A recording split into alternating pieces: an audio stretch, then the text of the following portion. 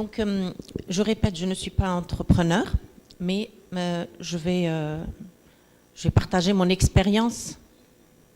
J'ai travaillé effectivement dans la diplomatie et tout de suite après mon diplôme universitaire, j'ai dû donc pas chômer, j'ai travaillé tout de suite après, j'ai dû rester 6 mois et puis je me suis engagée dans la vie active et à l'époque, donc c'était les années 80.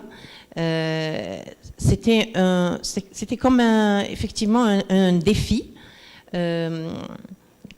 puisque c'était un secteur assez compliqué, assez complexe, la diplomatie, c'est pas facile. Je m'adresse à une assemblée qui est très jeune et j'essaie de faire profiter donc de mon expérience pour que ces mêmes personnes évitent de tomber dans certains pièges concernant l'entrepreneuriat. J'évite de dire féminin, mais dans ce cas-là, il reste donc féminin. Parce que à chaque fois, quand on parle de ce thème, quand vous avez un registre de commerce, il n'y a pas inscrit si c'est masculin ou féminin. Donc, c'est très simple, ça reste en registre de commerce. Qu'on soit femme ou homme, nous sommes tenus par les mêmes obligations. Maintenant, c'est clair que dans certaines sociétés, pour justement devenir entrepreneur, il va falloir faire certains efforts, nous étant femmes.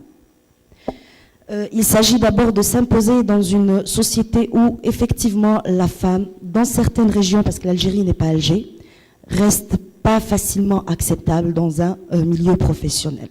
Et pour cela, il va falloir s'imposer avec des règles extrêmement simples. Ça démarre, et on en a déjà discuté, ça démarre déjà par une présentation, ça démarre par une tenue vestimentaire, ça démarre par une gestuelle. Donc, toutes ces choses-là font que, de toutes les façons, la femme ne peut qu'être acceptée par ce qu'on appelle l'homme, malheureusement. Après, bon, avoir ce courage d'entreprendre ses propres affaires, il est difficile même pour un homme justement de devenir chef d'entreprise. Ça n'est pas une problématique qui concerne que la femme. Devenir chef d'entreprise, il y a beaucoup d'hommes aussi qui ont beaucoup de potentiel mais qui n'arrivent pas à faire justement ce premier pas. Il y a un autre point aussi. Moi, je conseille, vous êtes très jeune, hein, je vous conseille quand il y a des universitaires qui veulent tout de suite devenir chef d'entreprise. Moi, personnellement, et à mon humble avis, je trouve que c'est très faux de démarrer ainsi. Il faut d'abord être polyvalent, travailler chez les gens, commencer par le b.a.-ba, par le secrétariat, maîtriser tout le process d'une entreprise pour pouvoir gérer sa propre entreprise. Ne jamais démarrer en sortant de l'université, vous allez vous casser le bout du nez. Moi, ça je peux vous l'affirmer. Donc, autant acquérir de l'expérience dans des entreprises, quand bien même elles sont petites, quand bien même peut-être elles sont peut-être défaillantes parfois, elles font faillite parfois, mais autant profiter de l'expérience quand on travaille chez les autres. Ça marche, c'est bon ? Vous m'entendez ? Très bien. C'est vrai que vous avez raison, il faudrait avoir une expérience juste après l'université, mais je vais parler de mon background qui est un peu, on va dire un peu spécial peut-être. J'ai pu avoir l'expérience, mais en même temps que l'université. Donc c'est pour ça que j'ai pu lancer mon entreprise avant. Ça dépend de la formation que vous avez tenue. Exactement. Je vais vous raconter un peu mon expérience. Donc moi, je n'ai jamais entendu parler d'entrepreneuriat avant l'université. Quand j'étais au lycée et même avant, mon père étant entrepreneur, je n'ai jamais compris qu'est-ce qu'il faisait dans sa vie. C'était, mais qu'est-ce que c'est que l'entrepreneuriat ?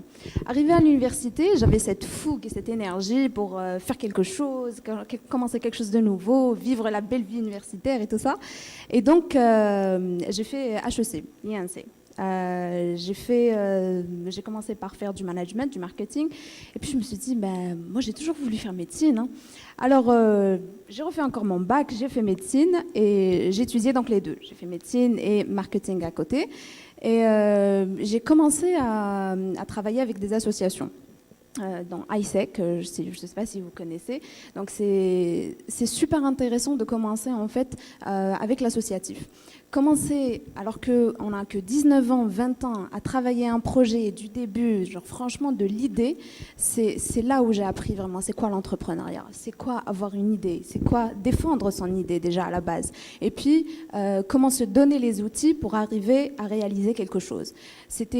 Franchement, c'était juste, on voulait avoir un projet, à réaliser quelque chose, et puis il fallait combattre pour réaliser ça alors qu'on avait 0 dinar en poche.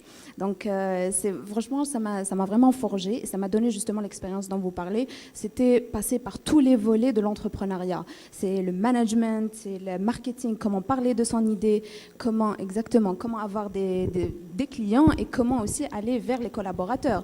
Et étant donné qu'on n'avait pas d'argent, il fallait qu'on aille demander un peu, voilà notre idée, voilà pourquoi c'est bien, donnez-nous de l'argent, on va réussir.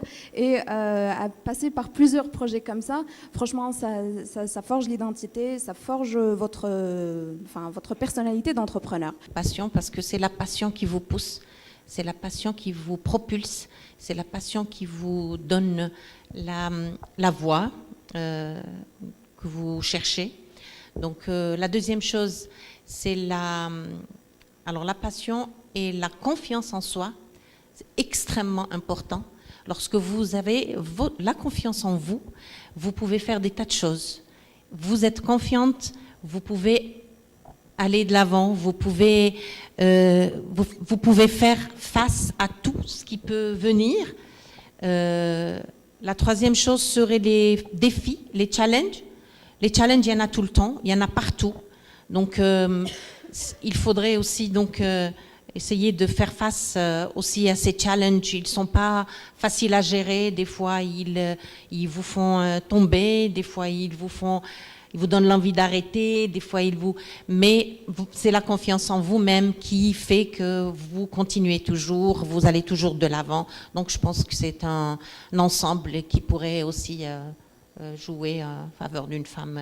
Voilà, attends, je pense. Tout à fait. Mais dans tous ces mots, madame, vous en avez oublié un, mesdames, et qui est important, mais qu'on refuse de citer parce qu'il est un peu péjoratif, c'est narcissique. Parce qu'on s'entend, le chef d'entreprise est par définition un peu narcissique. Il croit en lui-même et il a une confiance démesurée en lui-même, d'une certaine façon. Beaucoup. Et je te réponds par rapport à ce point. Non, mais je te dis, moi, il n'y a que celui-là que je voulais ajouter, c'est narcissique. Parce que, comme vous disiez, parfois on n'a pas les moyens, on n'a pas d'argent et on réussit quand même et on croit à son idée alors que tout le monde nous dit d'abandonner. D'accord. Alors si c'est vu de cet angle, c'est probablement juste. Être narcissique, justement, quand on est chef d'entreprise, c'est très incorrect. Pourquoi ? La réussite d'une entreprise réside dans son capital humain. Seul, on ne fait rien du tout. Si on n'a pas une équipe, oui, évidemment. Un travail d'équipe, on ne réussira jamais. Et c'est pour ça que beaucoup de chefs d'entreprise, parce qu'ils sont narcissiques, qui n'ont pas réussi. Oui. Donc, et ça, je vous le conseille d'ailleurs. Encore un des pièges, pour revenir au thème, parce que je fais à chaque fois des rappels sur le thème. Beaucoup d'entrepreneurs ont peur de recruter parce qu'ils pensent qu'ils vont dépenser beaucoup d'argent. N'ayez pas peur de recruter, c'est la force humaine qui fait votre chiffre d'affaires. Si vous n'avez pas une équipe force de vente, si vous n'avez pas un responsable ressources humaines, vous allez vous dire, moi je vais gérer le mouvement de mes employés. C'est faux, vous n'êtes pas formé RH. Si vous n'avez pas votre RH, si vous n'avez pas votre comptable, s'il n'y a pas le chef du stock, de magasin, tous ces employés font la réussite de votre économie. C'est grâce à ma mère. Parce qu'il m'a appris quelque chose. Il m'a appris que la vie, c'est une grande شكوى. وتكون الشكوى اللي نخضوا فيها الحليب. معمرة بالعسل. لا في شكوى معمرة بالعسل. ولكن فمها قطران. بعد توصل العسل لازم تشرب القطران. Et c'est ça qui m'a permis, et que ma mère a appris, qui m'a permis d'être là où je suis. Donc, نشكركم على هذه الاشياء اللي تعلمت منكم. اعطيكم الصحه والسلام عليكم. Merci.